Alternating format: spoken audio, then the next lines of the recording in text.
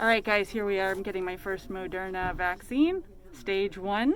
Why Moderna? Hey, give whatever is first offered to you. Do not wait for one versus the other. They have very similar safety and efficacy profiles. This is Kendall. He's going to be doing it for me today. Thank you, sir. What am I expecting? It's a needle stick, guys. It's not the best thing in the world. It's going to be not the worst thing in the world. I'm phobic about needles going into my own arm, not phobic when it goes into somebody else's arm, as it were. So I'm not going to watch, but you can watch. We can watch together. Yeah, the little stick. See, I'm shaking because it's coming into me. There we go. Not so bad. I'm also shaking with excitement because I'm very excited to get this vaccine. After this, we're going to go and wait 15 minutes to make sure I don't have an anaphylactic reaction. We would hate to have an anaphylactic reaction, but that's very, very, very rare, and they make sure that they are safe and don't let you go home. Once we get to that area, we'll talk about some of the reactogenicity that I can expect. Ciao. Hey guys, I was going to do this video in the waiting room while you wait your 15 minutes to make sure nothing adverse happens, but it was really quite loud, so I decided to wait until I got in the car. 15 minutes later, not a problem. I went ahead and scheduled my second dose, and off I go into the wild blue yonder. Now let's actually talk about that for just a second. I got my vaccine, 15 minutes ago? I am not protected yet, right? I actually have to come back in 4 weeks for a booster shot, and then I won't actually be fully protected for 10 to 14 days after that booster shot.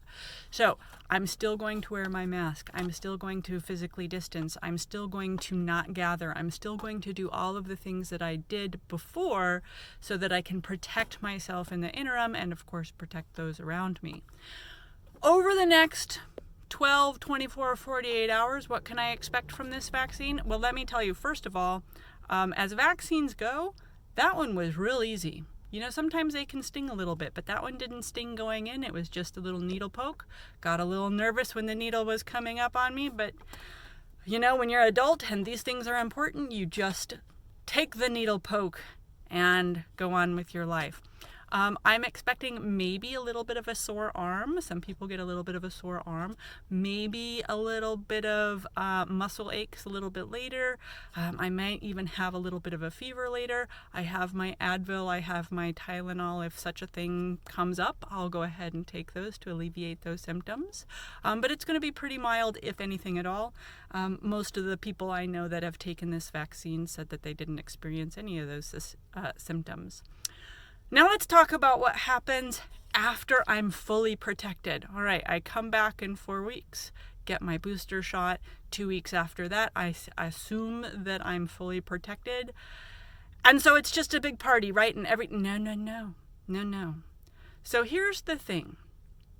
This vaccine, both of these vaccines, the Pfizer and Moderna vaccine, have roughly a 95% efficacy, which means that if I am fully protected, let's say 6-8 weeks down the line, somebody comes up to me and I'm not masked and they cough a big droplet-laden SARS-CoV-2 virus right in my face and I take a big...